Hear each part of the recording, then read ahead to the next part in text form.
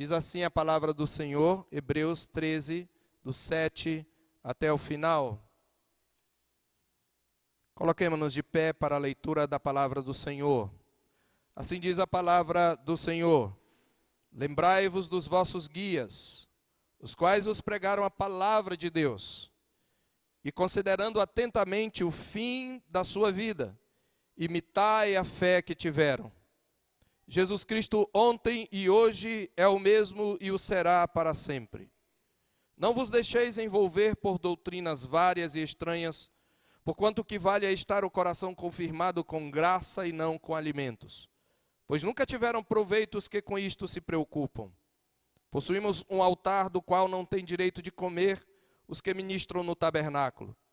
Pois aqueles animais cujo sangue é trazido para dentro do santo dos santos pelo sumo sacerdote como oblação pelo pecado, têm o corpo queimado fora do acampamento. Por isso foi que também Jesus, para santificar o povo, pelo seu próprio sangue sofreu fora da porta. Saiamos, pois, a ele fora do arraial, levando o seu vitupério. Na verdade, não temos aqui cidade permanente, mas buscamos a que há de vir. Por meio de Jesus, pois, ofereçamos a Deus sempre sacrifício de louvor, que é o fruto de lábios que confessam o seu nome. Não negligencieis igualmente a prática do bem e a mútua cooperação, pois com tais sacrifícios Deus se compraz. Obedecei aos vossos guias e sede submissos para com eles, pois velam por vossa alma como quem deve prestar contas, para que façam isto com alegria e não gemendo, porque isto não aproveita a vós outros.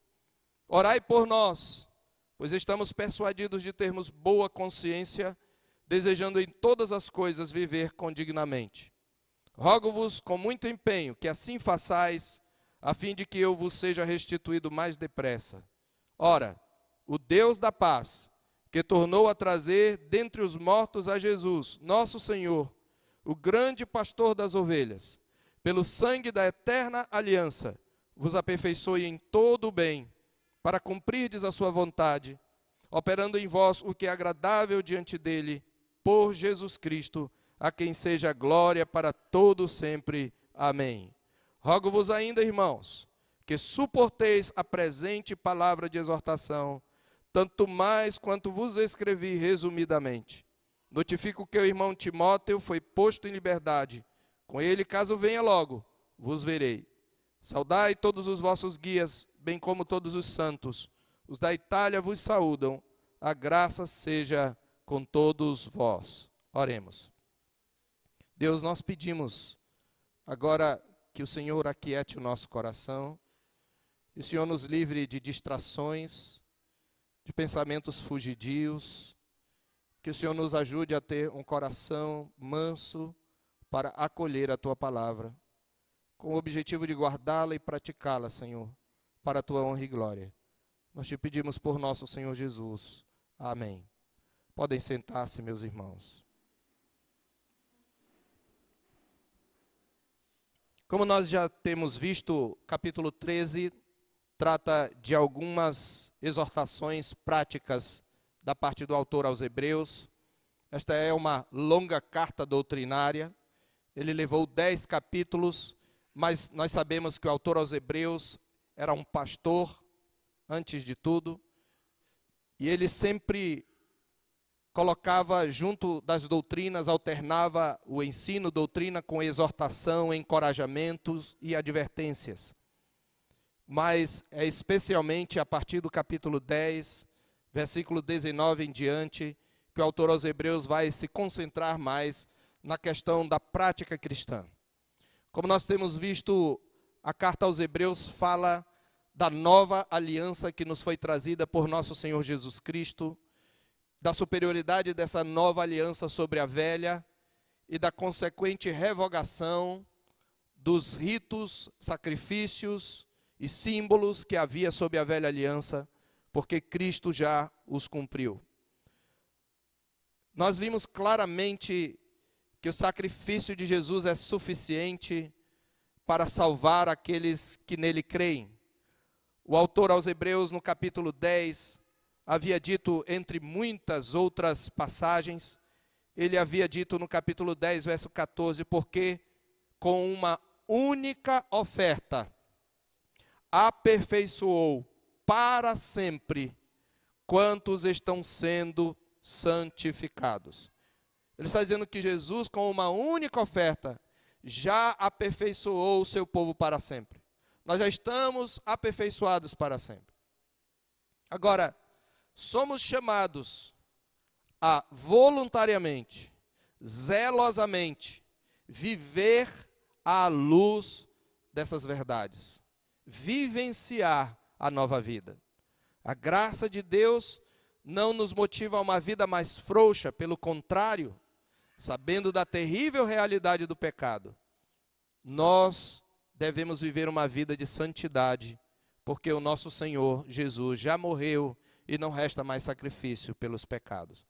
E nós vimos nas mensagens anteriores, nós tratamos da prática de vida cristã, a vida cristã sob a nova aliança. Esse foi o título da mensagem, das duas mensagens anteriores, e nós tratamos especialmente dos versículos 1 a 7, sendo que o 7 foi um encerramento e nós vamos iniciar com ele, mas nós vimos dos versículos 1 a 6, que o autor fala da prática de vida cristã, começando pela exortação a que a igreja preserve o amor. E ele mostra de que maneira esse amor deveria ser preservado no termo do seu contexto. Eles deveriam praticar a hospitalidade e eles deveriam lembrar-se daqueles que sofriam maus tratos e daqueles que estavam presos. E eles deveriam se compadecer desses irmãos, lembrando que os encarcerados e os maltratados não eram todos os encarcerados e maltratados do mundo, da sociedade, mas eram os irmãos que, por causa da sua fé, tinham sido torturados e estavam em grande situação de tribulação. Vimos ainda que o autor havia exortado a uma vida de santidade por meio da honra que devemos ao matrimônio, sabendo que Deus julgará os impuros e os adúlteros. E ele também havia tratado da questão da avareza. Então ele havia tratado de como devemos nos relacionar, de como nós devemos tratar a nossa vida e a nossa sexualidade, questões relacionadas à família, e depois de como nós devemos lidar com as nossas finanças. Mas a partir do verso 7 até praticamente o verso 17, que é onde terminam as exortações, pois os versículos posteriores são algumas informações pessoais. A partir desse ponto, tudo aquilo que o autor vai falar gira em torno do tema da piedade cristã, da devoção que nós devemos a Deus. O crente precisa cultivar a piedade. Piedade é a devoção a Deus, é o temor do Senhor, é a reverência, a adoração, o desejo de agradar a esse Deus que me salvou. Como é que nós vivemos a piedade sob a nova aliança? Este é o tema da nossa mensagem, a prática da piedade sob a nova aliança. E nós vemos aqui que esta prática da piedade sob a nova aliança, o autor a resume em 5 conselhos, em 5 atitudes que nós devemos ter. E a primeira delas é honrar, preservar e inspirar-se no legado dos antigos. Ou honrar e preservar o legado da fé. A prática da piedade envolve honrar e preservar o legado da fé, procurando inspirar-se nos exemplos dos antigos, dos nossos pais, daqueles que nos pregaram a palavra. É assim que ele começa o verso 7. Lembrai-vos dos vossos guias, os quais vos pregaram a palavra de Deus, e considerando atentamente o fim da sua vida, imitai a fé que tiveram. É muito importante, meus irmãos, para que desenvolvamos uma vida de genuína piedade, de genuíno temor a Deus, de intensa devoção, que nós nos inspiremos nos exemplos do passado.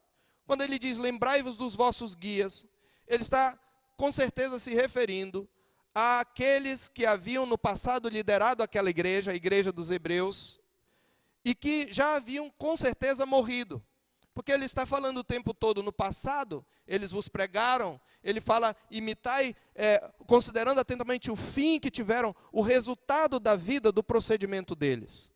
Então nós devemos quando ele está dizendo isso, ele está dizendo, em outras palavras, que nós devemos honrar a memória daqueles que foram grandes exemplos e que nos deixaram, que nos transmitiram o legado da fé que uma vez por todas foi entregue aos santos. Observe quando ele diz, lembrai-vos dos vossos guias. Essa palavra lembrar não é apenas trazer à memória. É claro, ele está aqui dizendo que nós não devemos nos esquecer. Ele está aqui dizendo que nós sempre devemos trazer à memória, que nós sempre devemos conservar na mente, incluindo a ideia de fazer menção, de maneira contínua e habitual. É isto que pede o imperativo aqui. Lembrem-se sempre, tragam sempre à memória, contem e recontem a história dos pais que nos pregaram a palavra. Nós precisamos lembrar sempre daqueles que nos pregaram a palavra. Ele diz, considerando atentamente o fim da sua vida. Considerar é a ideia de fitar os olhos, de refletir com profundidade.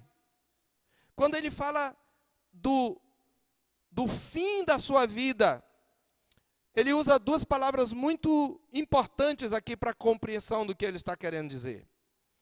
Quando ele diz, considerando atentamente o fim da sua vida, a palavra fim aqui, ela traz a ideia, ela é interessante porque ela é traduzida de um modo inteiramente diverso em 1 Coríntios 10, 13. Lá está dizendo que Deus não nos enviou nenhum tipo de tentação, não nos permitiu ser tentados, nunca acima das nossas forças, a Bíblia diz. Deus não permitirá que sejais tentados além das vossas forças. Pelo contrário, junto com a tentação vos proverá um livramento, de sorte que a possais suportar. Essa palavra livramento é a mesma traduzida aqui por fim. Observando o fim da sua vida, como podemos encaixar as duas ideias? A palavra literalmente referia-se a uma espécie de passagem, de desfiladeiro, de saída de uma situação de cerco. Quando alguém, por exemplo, estava cercado por um exército, estava num vale, como o salmista no Salmo 121, eleva os olhos para os montes, de onde me virá o socorro. A ideia é de que, possivelmente, os montes estão cercados de exércitos inimigos, ele não tem por onde passar, ele está numa depressão, num vale, mas ele enxerga um desfiladeiro, ele enxerga uma passagem por onde sair, um escape. Este é o sentido da palavra em 1 Coríntios 10, 13. Mas isto então significa que nós devemos lembrar da forma como esses homens e mulheres de Deus, que nos pregaram a palavra, como eles lidaram com os obstáculos, como eles lidaram com as pressões, como eles lidaram com os desafios da sua fé, e como eles se saíram desses desafios, e qual foi o resultado do procedimento deles. Essa palavra traduzida por vida, na verdade, traz a ideia de um comportamento público, de um comportamento que foi conhecido. É a mesma palavra usada por Pedro, quando ele diz que nós devemos observar o nosso procedimento diante dos gentios na sua primeira carta. Então, o que ele está dizendo, meus queridos, é que nós temos que lembrar, trazer à memória a vida dos nossos pais na fé, temos que refletir sobre o modo como eles lidaram com seus obstáculos, como eles enfrentaram seus desafios, e temos que olhar para a forma como a vida deles se processou, como eles se comportaram em relação à expressão da sua fé, e qual o resultado da sua fé. Por isso ele está tratando aqui, obviamente, de pessoas cuja vida podia ser observada do início ao fim, pois já tinham morrido. Meus amados irmãos, esta observação é fundamental porque ela nos inspira, e é por isso que ele diz no verso 7, no final do verso 7, imitai a fé que tiveram. Depois de considerar atentamente o procedimento deles e o resultado da sua vida, a forma como eles escaparam das provas, imitem a fé que eles tiveram. Vivemos uma geração, meus queridos, que tem perdido a memória. A sociedade em que vivemos é a sociedade do novo, é a sociedade da mudança. A sociedade que vivemos não honra as tradições. E, infelizmente, a igreja, de um modo geral, tem sido envolvida pela cultura ao seu redor. Por isso que ela procura novidades, ela procura se atualizar, ela procura ser contemporânea, ser relevante. Mas a palavra de Deus aqui está dizendo que nós temos que manter um compromisso com as gerações anteriores que nos trouxeram o legado da fé. Essa é uma coisa muito importante, meus irmãos, e rendeu inclusive estudos. Uma cientista social chamada Danielle Réville-Leger, ela escreve sobre isto, mostrando como as comunidades religiosas se tornaram secularizadas, deixando de comprometer-se com a sua tradição para adaptar-se a essa sociedade da mudança. Por quê? Porque a igreja é a sociedade da tradição, é a sociedade do legado, é a comunidade da tradição. E a sociedade contemporânea é a sociedade da mudança. Como é que a igreja fez para sobreviver? Ela abriu mão das suas tradições e introduziu novidades. Este não é um estudo de uma mulher cristã, é uma cientista social e ela teve mais perspicácias do que muitos crentes. Só que quando você faz isto, você perde as raízes. E quando você perde as raízes, você acaba sendo levado por todo o vento de doutrina. É por isso, meus irmãos, que nós, como igreja do Senhor, temos que ter zelo pela nossa confissão de fé, pelos nossos catecismos que nos legaram nossos pais. Nós precisamos ler as biografias dos pais. Se nós virmos os obstáculos que eles enfrentaram, obstáculos semelhantes aos nossos, muitos deles tiveram que enfrentar perseguições, opressões, tentações. Muitos deles enfrentaram enfermidades graves, com dores atrozes. Muitos deles tiveram depressão. E nós temos muitas biografias hoje publicadas da forma como eles lidaram com as suas lutas pessoais. E nós precisamos honrar e preservar esse legado. Precisamos trazer a memória, precisamos estudar a biografia desses homens. E aqui um conselho prático: leia as biografias dos grandes santos de Deus. Que pérola maravilhosa, não só da literatura, mas que inspira devoção, o livro, por exemplo, As Confissões de Agostinho. É um exame, é um mergulho na alma. Que pérola maravilhosa. Que história inspiradora é a de David Brainerd, no seu trabalho nos indígenas lá na América do Norte. Um homem que lidava com depressão, com a tristeza e com a angústia, mas procurou vencê-la. Que edificante é nós, por exemplo, estudarmos a biografia de João Calvino, de Martinho Lutero e de muitos outros. Nós vamos ter a devoção intensificada. Nós precisamos, meus irmãos, se nós queremos ter uma piedade profunda, intensa, preservar, honrar e inspirar-nos no legado dos antigos. Em segundo lugar, a prática da piedade cristã envolve o zelo pela sã doutrina. Por isso, no verso 9, o autor nos diz: não vos deixeis envolver por doutrinas várias e estranhas. É muito importante e é muito sábio da parte do autor falar sobre zelar pela sã doutrina, não deixar se envolver, logo depois de ter falado do legado. Porque o legado da fé dos santos, ele nos ajuda a manter a tradição bíblica, a tradição apostólica, que foi preservada ao longo da história da igreja. Através de homens santos. A sã doutrina foi preservada mesmo nos momentos mais negros da história da igreja. Então agora, tendo falado de honrar, preservar e inspirar-nos no legado, agora ele diz que nós, como geração, temos o compromisso de um legado para a próxima geração. Nós somos os responsáveis por preservar a sã doutrina. E nós fazemos isto não nos deixando influenciar por doutrinas várias e estranhas. A palavra aqui traz a ideia de levar, de ser levado. É como se alguém pegasse você pela mão e o puxasse, e você fosse induzido a várias doutrinas diversificadas e estranhas. A palavra aqui é a mesma traduzida por estrangeiro. Doutrinas que nada tem a ver com a sã doutrina, meus irmãos.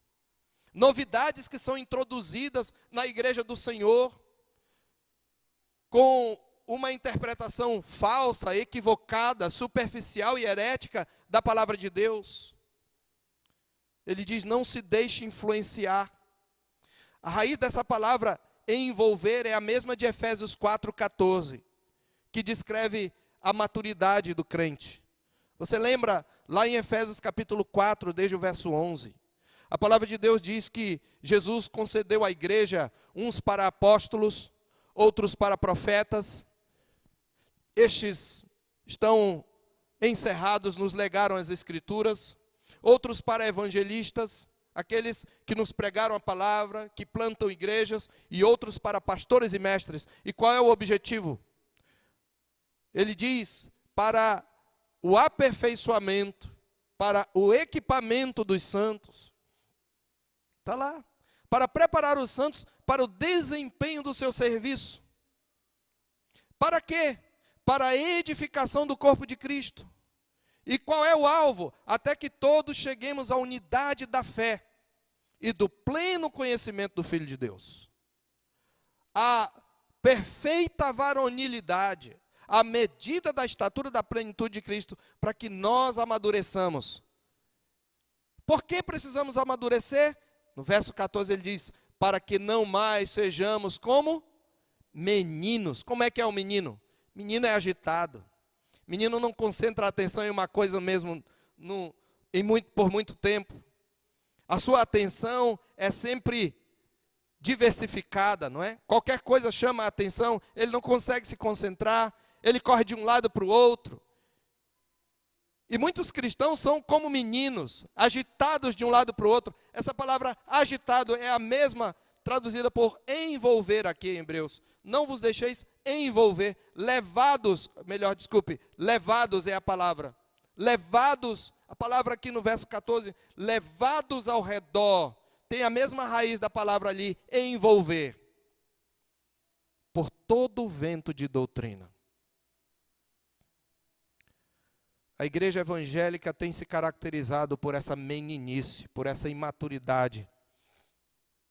Toda novidade, todo pretenso líder que chega com uma nova unção, a igreja, muitos já se põem a segui-lo.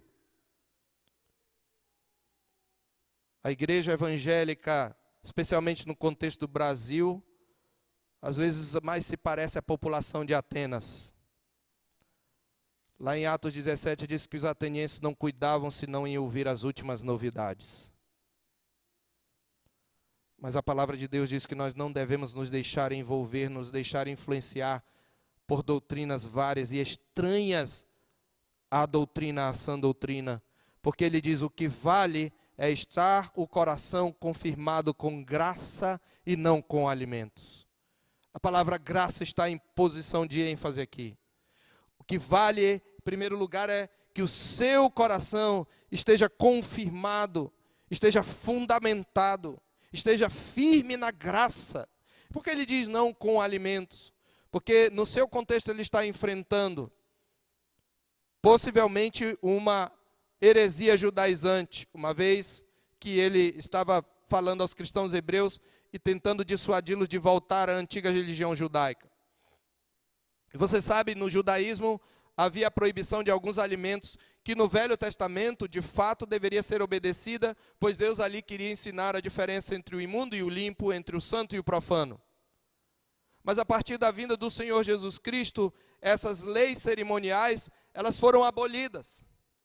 O que ele está dizendo é, não é pelo que você come ou pelo que você bebe, que você vai desenvolver uma espiritualidade. Não é por atos externos, mas é por ter o coração confirmado com graça.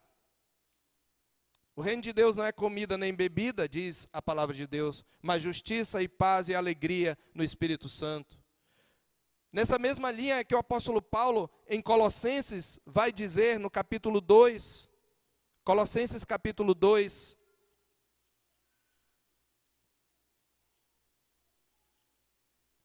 versículo 16, ou melhor, versículo 18, ninguém se faça árbitro contra vós outros, pretextando humildade e culto dos anjos, baseando-se em visões, enfatuado, sem motivo algum na sua mente carnal, e não retendo a cabeça, da qual todo o corpo suprido e bem vinculado, por suas juntas e ligamentos, cresce o crescimento que procede de Deus. Se morrestes com Cristo para os rudimentos do mundo, por que, como se vivesseis no mundo, vos sujeitais a ordenanças? Não manuseis isto, não proves aquilo, não toques aquilo outro, segundo os preceitos e doutrinas dos homens, pois que todas estas coisas com o uso se destroem. Ele havia dito ainda no versículo 16, ninguém pois vos julgue por causa de comida e bebida, ou dia de festa, ou lua nova, ou sábados, porque tudo isto tem sido sombra das coisas que haviam de vir, porém o corpo é de Cristo. Tendo vindo Cristo, a sombra se dissipa. Sua religiosidade não é vivenciada, não é intensificada, por causa do que você come ou bebe, por deixar de fazer isto ou aquilo, mas por ter o seu coração confirmado na graça do Senhor. Ele diz que nunca tiveram proveito aqueles que se preocupam com estas coisas. E aí então, depois de falar da preservação, da honra, da inspiração que temos que ter no legado dos antigos, do zelo que temos que ter pela sã doutrina, meus irmãos, ele, aproveitando que está falando de alimentos, ele então nos convida a desfrutar do genuíno alimento espiritual e prestar a Deus um genuíno sacrifício espiritual. Esses são os dois próximos pontos, eu já os estou anunciando de uma vez. Observe, ele vinha falando sobre não ter que o coração não se confirma na graça por meio de alimentos. Não pode comer isso, não pode comer aquilo, não pode beber isso, não pode beber aquilo. Isso não consiste, a piedade cristã genuína sob a nova aliança não consiste nessas coisas. Mas o coração confirmado com graça. E isso leva a falar do verdadeiro alimento que alimenta a alma na piedade. E esse alimento é a carne e o sangue do nosso Senhor Jesus Cristo. Observe o verso 10. Possuímos um altar, do qual não tem direito de comer os que ministram no tabernáculo. Quem são os que ministram no tabernáculo? São os sacerdotes naquele momento do judaísmo. São os sacerdotes levitas. Ainda havia o culto judaico. Ele está dizendo, nós temos um outro altar. E ele fala de que é um altar onde nós podemos comer, porque ele está dizendo que não tem direito de comer desse altar os que ministram no tabernáculo. Porque eles ainda permanecem na nova aliança. Eles não entenderam que Cristo já veio, que o Cordeiro de Deus já foi sacrificado, e que aquele altar não é mais válido, tornou-se inútil, obsoleto, foi revogado. Ele está dizendo, nós temos um outro tipo de altar, e sabe, precisamos lembrar um pouco aqui do sistema de culto do Antigo Testamento. Naquele sistema de culto havia certos ritos em que o ofertante comia parte da oferta juntamente com sua família e os sacerdotes. Por exemplo, quando alguém trazia parte dos dízimos à presença do Senhor, esses dízimos eram levados até aquele lugar e parte desses dízimos eram comidos pelo próprio ofertante, porque eram frutos da terra. Ele dava o melhor para o Senhor, muita coisa sobrava e era para o sacerdote, mas ele tinha que comer e levava junto com os seus servos, suas servas, ele comia, ele tinha um banquete na presença do Senhor. Então, alguns sacrifícios eram comidos pelo ofertante, Outros sacrifícios eram comidos apenas pelo sacerdote. Mas havia um tipo de sacrifício que ninguém comia. É sobre este sacrifício que ele diz no verso 11, que ele fala no verso 11. Pois aqueles animais cujo sangue é trazido para dentro do Santo dos Santos pelo sumo sacerdote, como oblação pelo pecado, tem o corpo queimado fora do acampamento. Ele está falando aqui do que está escrito em Levítico, capítulo 16, verso 27. Eu peço que você abra lá para entendermos o raciocínio do autor, ao mostrar o novo banquete espiritual que deve alimentar a nossa alma. Levítico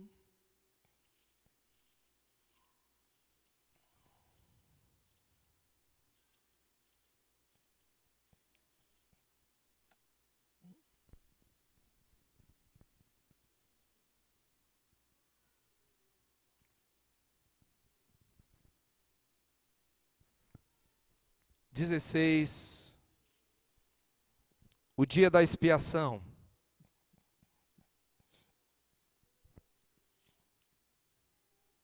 E ele está falando do dia da expiação. E nesse dia era o dia nacional em que o povo de Israel se reunia para oferecer um sacrifício e pedir perdão pelos pecados. Era um dos dias mais importantes do ano. Está tudo aqui no capítulo 16. E havia uma oferta e um sacrifício pelo próprio sumo sacerdote. Observe no verso 11, Arão fará chegar o novilho da sua oferta pelo pecado, fará expiação. Você sabe, expiação significa reparação, a morte de uma vítima substitutiva ou substituta, traria reparação do pecado, fará expiação por si e pela sua casa, imolará o novilho da oferta pelo pecado. Ele vai tomar o sangue do novilho, aspergir sobre a frente do propiciatório, diante do propiciatório. Depois, ele deveria imolar um bode, verso 15, também da oferta pelo pecado, desta feita do pecado do povo. Ok? Então ele vai descrevendo todos esses sacrifícios, e no verso 23, eu peço que você observe, depois Arão virá à tenda da congregação, despirá as vestes de linho, que havia usado quando entrara no santuário, e ali as deixará. Banhará seu corpo em água no lugar santo, e porá as suas vestes, então sairá e oferecerá o seu holocausto, e o holocausto do povo, e fará expiação por si e pelo povo. Também queimará a gordura da oferta pelo pecado sobre o altar. E aquele que tiver levado o bode emissário lavará as suas vestes, banhará o seu corpo em água, e depois entrará no arraial. Havia 2 bodes. Num deles ele imporia a mão sobre ele e o deixaria ir embora para o deserto. O outro era imolado. E esse bode que era levado para o deserto também apontava para Cristo, a ideia de que aquele bode estava levando simbolicamente os pecados do povo para longe, trazendo a ideia da expiação. Jesus levou nossos pecados. Mas observe que aquele novilho que ele havia oferecido por si mesmo e pela sua casa, e o bode da oferta pelo pecado, que o autor aos Hebreus chama de oblação pelo pecado, porque era uma oferta pelo pecado, não deveria ser comido. Havia vários tipos de ofertas, mas essa oferta pelo pecado, no dia da expiação, não deveria ser comido. Eles serão levados para fora do arraial, e as suas peles, e a sua carne, e o seu excremento se queimarão. Aquele que o queimar lavará suas vestes, banhará o seu corpo em água, e depois entrará no arraial. O que nós temos aqui, meus amados irmãos, é a interpretação desse texto pela própria Escritura. Observe, ele diz assim: pois aqueles animais, voltando para Hebreus 13, 11, cujo sangue é trazido para dentro do Santo dos Santos, no dia da expiação, pelo sumo sacerdote, como oblação ou oferta pelo pecado, tem o seu corpo queimado onde? Fora do acampamento. E por que eles são queimados fora do acampamento? Eles estão recebendo sobre si simbolicamente os pecados, o castigo pelos pecados do povo, simbolicamente apenas, porque aqueles sacrifícios não expiavam pecados.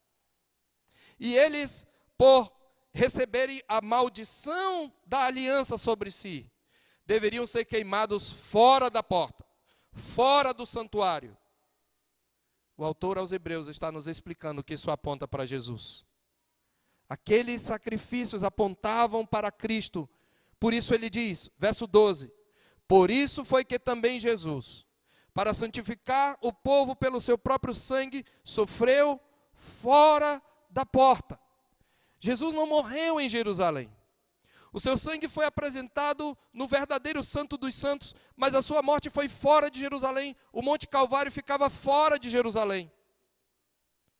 O que ele está dizendo é, esta não é mais a cidade, esta cidade terrena não é mais o local do sacrifício.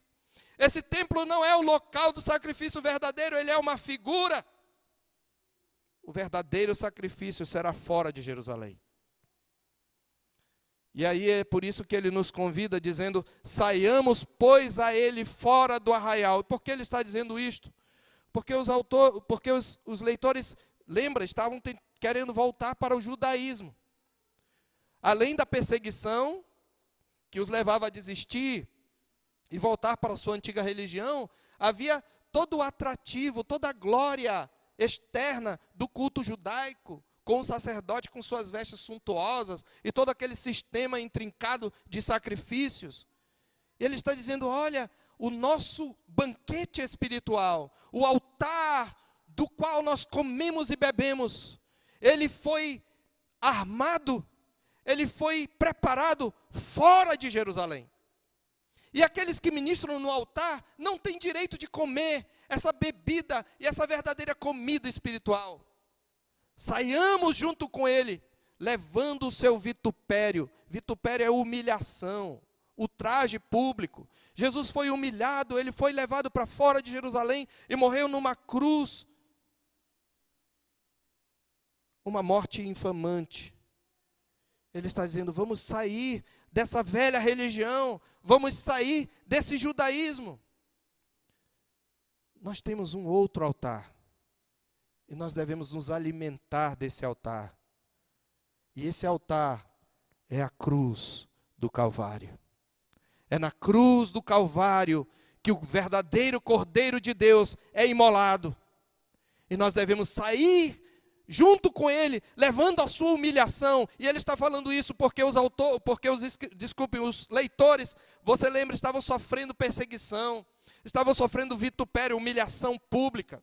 Eles estavam sendo expostos a ultrajes públicos, presos, maltratados. Ele está dizendo, nós devemos nos dispor a ser maltratados com Cristo, sair do arraial. E ele nos lembra que a nossa cidade é aquela que ainda há de vir. Na verdade, diz o verso 14, temos aqui cidade, não temos aqui cidade permanente, mas buscamos a que há de vir. Nós não temos mais nada a ver com a Jerusalém terrena atual.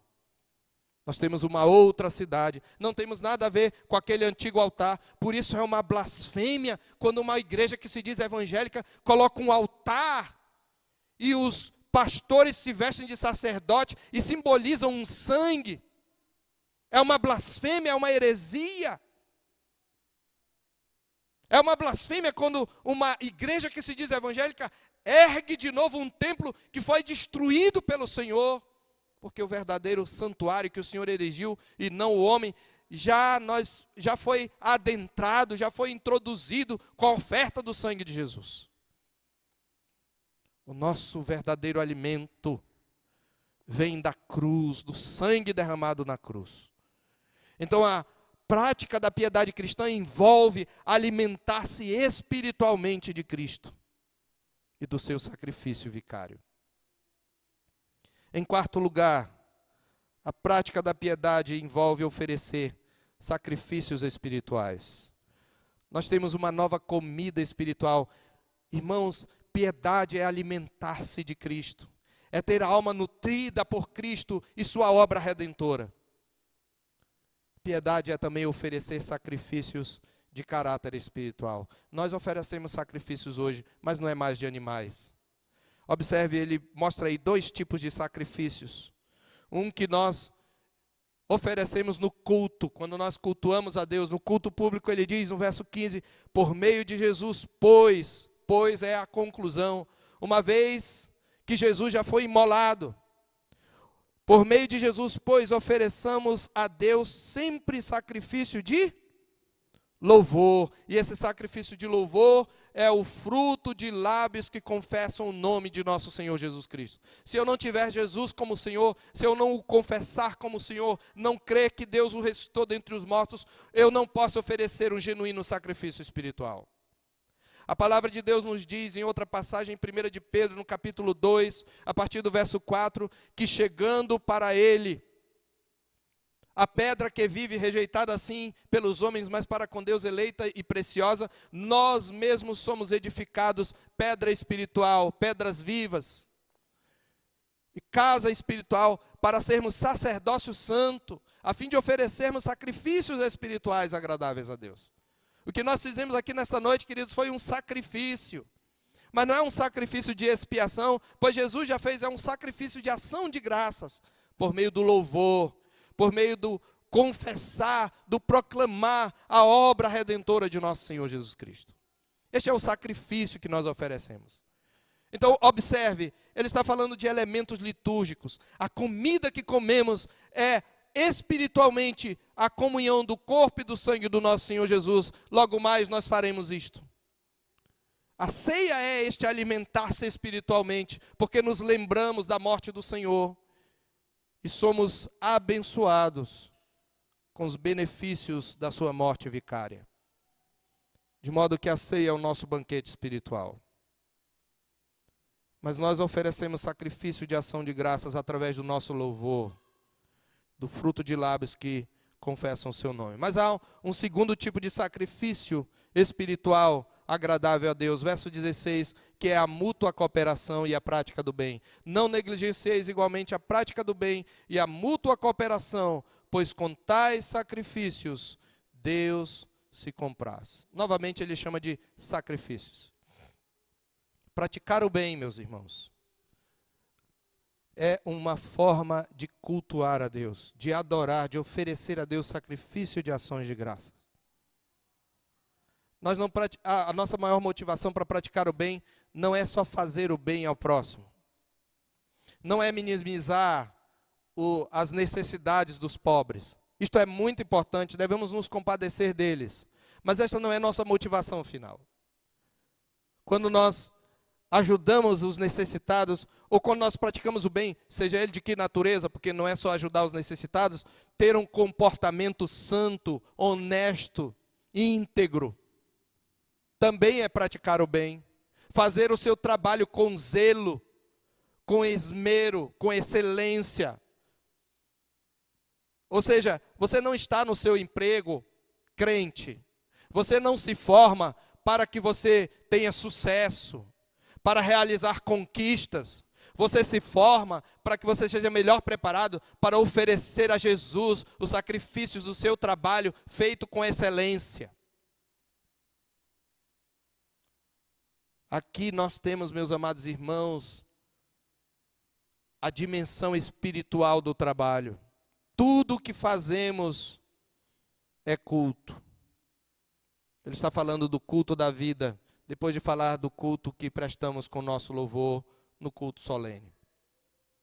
Sacrifício da prática do bem e da mútua cooperação. Aqui, mais uma vez, se revela um dos grandes pecados dos desigrejados. Como que eu posso praticar a mútua cooperação sem me reunir com os meus irmãos? Ele está falando mútua, é entre eles, é aquela comunidade, não é qualquer um. Eu não tenho como realizar um sacrifício ao Senhor diante da internet, no que diz respeito à mútua cooperação. Eu preciso me congregar, eu preciso ter um compromisso com a igreja local. E em quinto e último lugar, a prática da piedade sob a nova aliança envolve obediência e submissão à liderança. Observe o verso 17, ele diz: obedecei aos vossos guias, e sede submissos para com eles. Obedecei aos vossos guias. Lembre-se, ele está terminando esta série de recomendações, de conselhos. É interessante que ele tenha começado essa parte da prática da piedade, falando dos guias, daqueles que morreram, e ele a conclua também falando dos guias atuais. Uma das formas como expressamos, meus irmãos, o nosso temor a Deus é a forma como nós nos relacionamos com a liderança da igreja. E a palavra de Deus diz aqui que nós devemos obedecer os nossos guias. É claro que nós precisamos ter em mente dois extremos aqui, ou dois comportamentos que são antibíblicos, que são condenados por Deus, um deles referindo-se à liderança e o outro referindo-se aos liderados.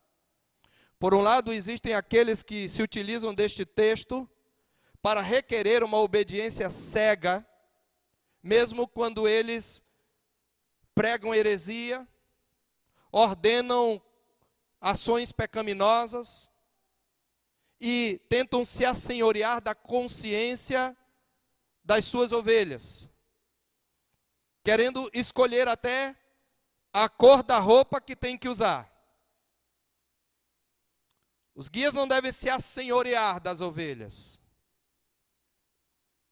E nós temos muitos ministérios personalistas, onde um líder só dita todas as regras e todos têm que obedecer cegamente, mesmo quando esse líder se baseia em interpretação equivocada das Escrituras.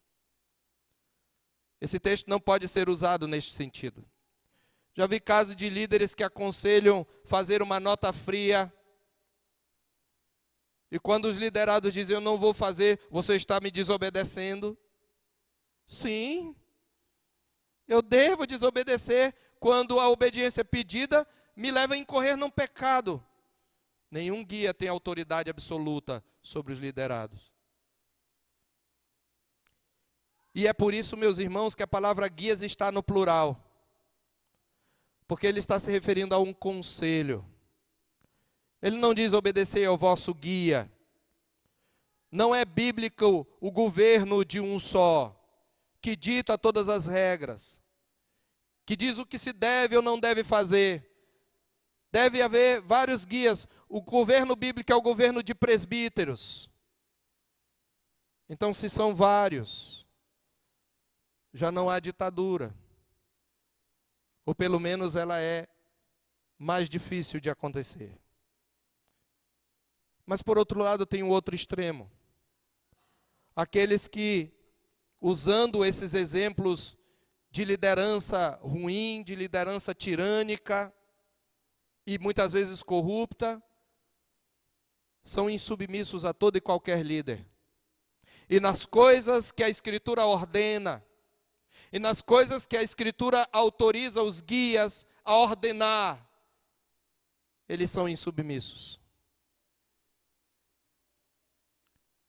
Eles dizem: eu não preciso de líder, meu pastor é Jesus. A Bíblia está dizendo que a igreja tem guias, subpastores. É claro que Jesus é o supremo pastor. Ele vai dizer isso no verso 21, quando ele fala no verso 20, ele chama de Jesus o grande pastor das ovelhas. Mas ele está dizendo aqui que a igreja tem guias. E esses guias devem ser submetidos, devem ser obedecidos. Essa palavra obedecer traz a ideia de deixar-se persuadir. A ideia é: não seja teimoso, siga o conselho dos seus guias. A menos que você tenha na Escritura uma razão. Se isto vai de alguma maneira ferir a sua consciência, se ela estiver cativa à Escritura, tudo bem. Mas se você não tem base na Escritura, deixe de teimosia e obedeça aos seus guias. E seja submisso. Deixe-se persuadir, deixe-se convencer, deixe-se exortar. É este o sentido de obedecer aqui. Sejam persuadidos. Se o seu guia ou se os seus guias se utilizam da palavra, se a autoridade deles está baseada na palavra de Deus. E se são vários guias falando a mesma coisa, aconselhando a mesma coisa, todos eles dizendo a mesma coisa, então, muito provavelmente, eles estão certos e você está errado. Deixe de ser teimoso. É isso que a palavra de Deus está dizendo.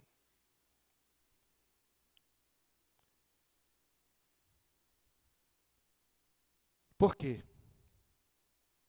E aqui, queridos, eu me arrisco a legislar em causa própria, mas eu estou pregando a palavra de Deus. Eu não coloquei esse texto aqui. Ele diz: obedeça os seus guias. Se o seu guia não segue a palavra, deixe esse guia. Converse com eles. Diga: olha, o que vocês estão pregando fere minha consciência. Eu não acho que está de acordo com a palavra. Fale com eles. Mas se o que eles estão falando está na palavra, e todos eles, por isso que é bom ser mais de um guia, estão apontando o mesmo caminho, submeta-se. Por quê? Porque eles velam por vossa alma, como quem deve prestar contas. Eles prestarão contas da sua alma. E a palavra aqui significa, eles não dormem. Eles vigiam, eles se preocupam, eles oram. E ele está falando aqui de guias fiéis, obviamente. Eles se preocupam, eles oram, eles choram, eles apresentam vocês diante de Deus, eles oram por vocês todos os dias. Eles clamam diante do Pai, eles querem apresentar vocês íntegros, irrepreensíveis. Cada um de nós dará conta de si a Deus. O que eles vão prestar contas é da forma como eles estão lidando, da forma como eles estão pastoreando, daquilo que eles estão pregando. É isso que ele está falando. Eles vão prestar conta. Então, quando eles vão diante de Deus, eles vão dizer: Pai, eu fiz isto. Pai, pela tua graça, eu pude agir assim. Pai, me dá orientação, me mostra o que fazer. E claro, às vezes eles não sabem o que fazer. Por isso é bom que sejam muitos guias. Mas depois de decidirem, ele diz: Pai, eu te apresento o irmão, a irmã, os irmãos. E ele diz: para que façam isto com alegria e não gemendo.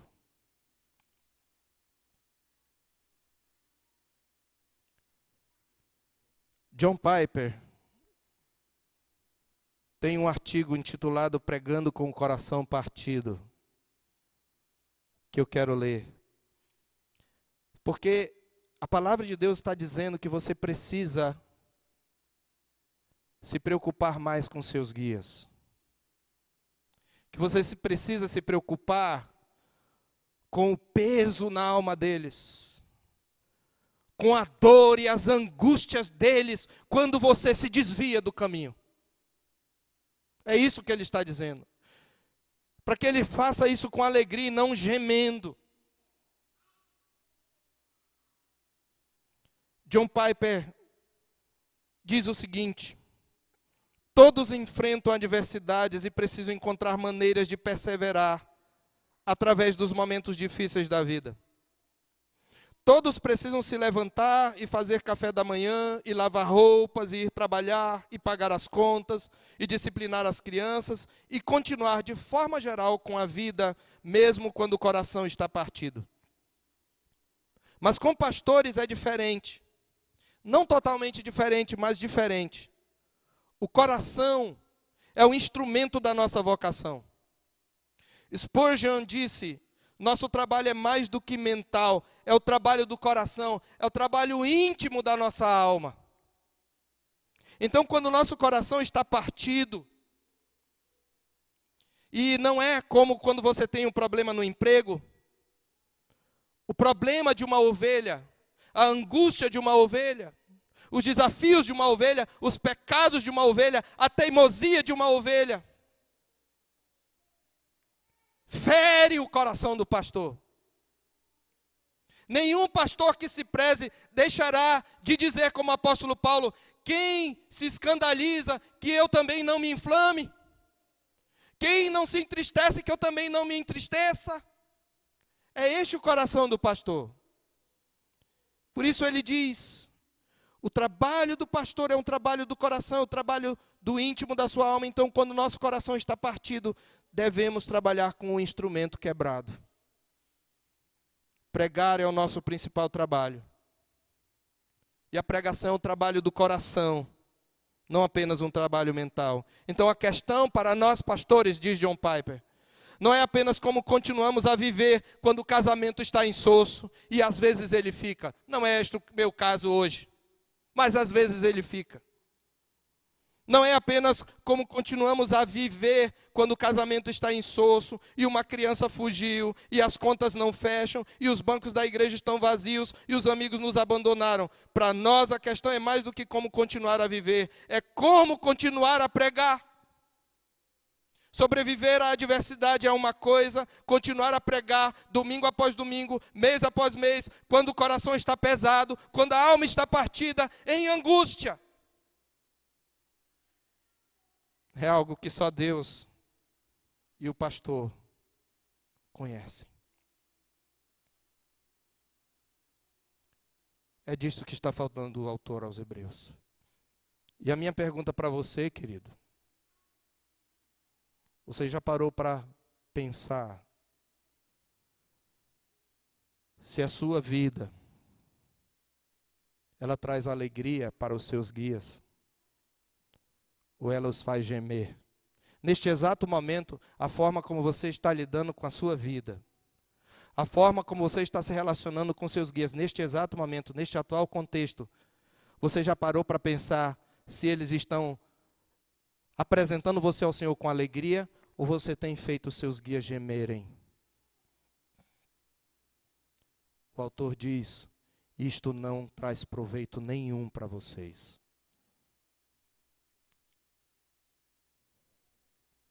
Por isso, meus amados irmãos, é que esse autor revela seu apreço pelos guias. Por isso, no verso 24, ele diz, saudai os vossos guias, bem como todos os santos. Os guias são seres humanos, falíveis, têm seus problemas, suas fragilidades. O próprio autor expõe essa fragilidade do verso 18 em diante, ele diz, orai por nós, pois estamos persuadidos de termos boa consciência. Claro, o guia que deve ser obedecido deve estar persuadido de que ele tem boa consciência e desejar viver as coisas, a vida condignamente, desejando em todas as coisas viver condignamente. O guia que é fiel, ele vai querer viver condignamente. Por isso, meus amados irmãos, a palavra de Deus nos diz que a prática da piedade, eu não posso prestar louvores a Deus, cultuar a Deus, ou melhor, eu posso fazer estas coisas, chorar na presença de Deus, mas se eu for uma ovelha teimosa, isto não traz proveito para mim. Esta não é uma piedade genuína, é uma falsa piedade. Eu deixo você com essa pergunta. A sua vida, você já parou para se perguntar, traz alegria para os seus guias? Ou faz os seus guias gemerem todas as vezes que apresentam você diante do Senhor?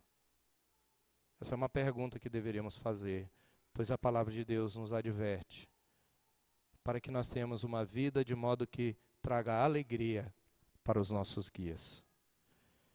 Estas, pois, são as manifestações e as atitudes que envolvem a prática da piedade. Que o Senhor Deus nos dê a graça de vivê-las, de praticá-las para a sua honra e glória.